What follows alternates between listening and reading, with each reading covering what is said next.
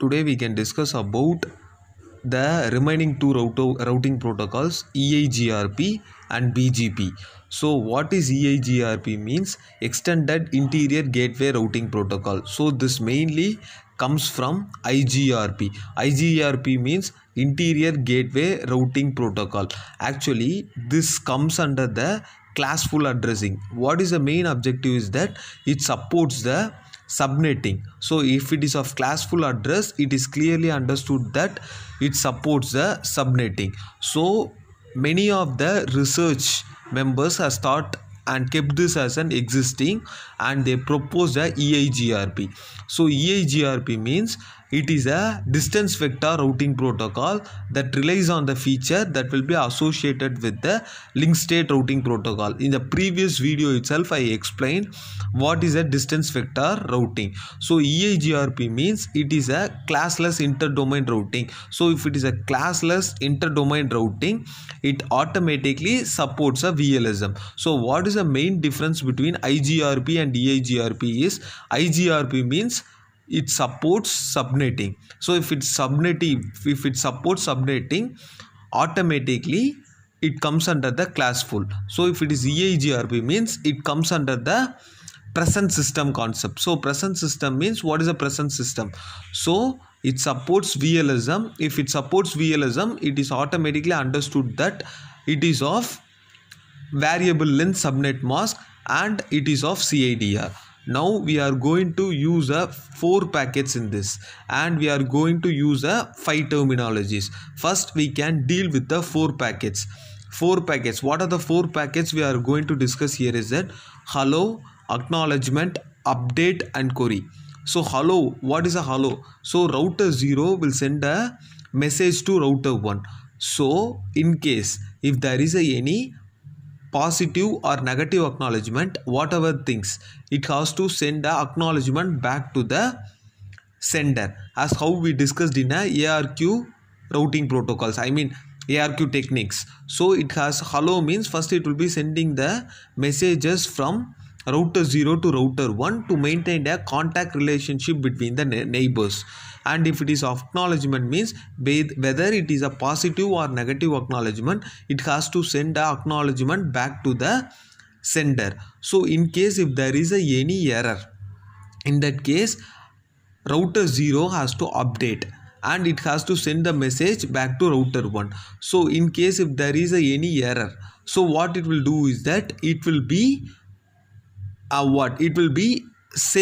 saying some error, so that error will be considered as a query, and it has to sort that query, and then only it has to send the data back to the router 1. So in that case, so all the issues from router 0 to router 1 sending the packets, every issues will be sorted out by using all the 4 packets.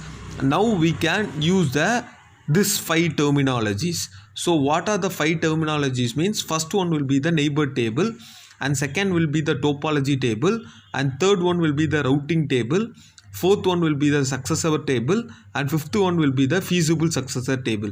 First one will be the neighbor table. So if it is a router 0 and router 1 will be the neighbor table. So router 0, for router 0, adjacent router will be the router 1. So whatever the data of router 0, that will be sending back to the router 1. So that was we discussed in a hello packets. Next is the topology table.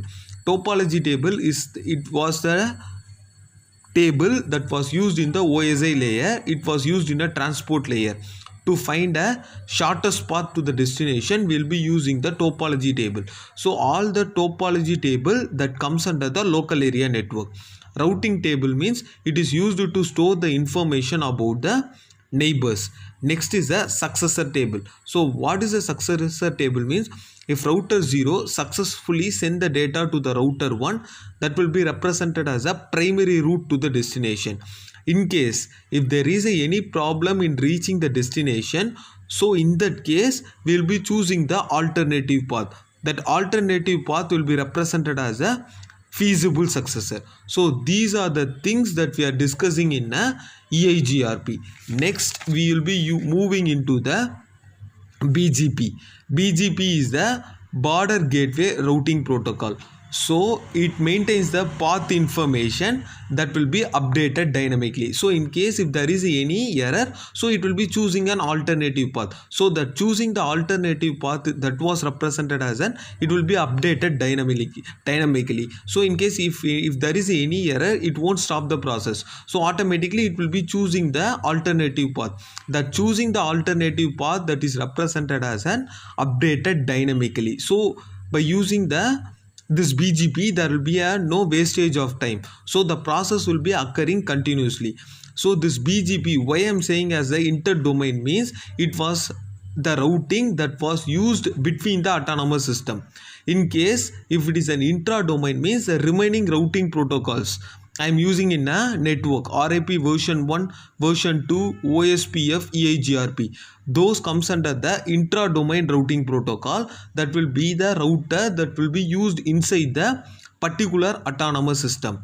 So we will be using the two autonomous system. First one will be the stub autonomous system and second one will be a transient autonomous system.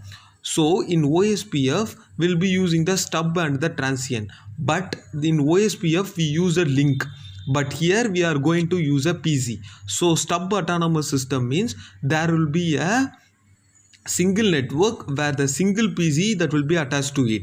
If it is a transient autonomous system means there will be a multiple networks where the multiple PZs that will be attached to the network. So we will be using the three types of the messages. As we already discussed, what is a hello message? The hello message is otherwise known as the open message. So router 0 will send a message to router 1. So in case if it maintains the for example, in case if there is any positive path to reach the destination, so it will be maintaining the contact relationship between the neighbor. In case if there is any error occur in between, what it will happen is that it will be sending the error. So once it sends a error, router 0 will be sending the data to the router 1. So router 0 will get a notification that there is if in the error occurred in between, so automatically it will be getting a notification from router 1. So that will be represented as a query. So it has to update it and what it has to do is that it should not use the same primary route to the destination. It should use an alternative because the primary route has a problem. So it has to choose an alternative path. So that alternative path, that choosing the alternative path is known as the updation. So this is known as the update message.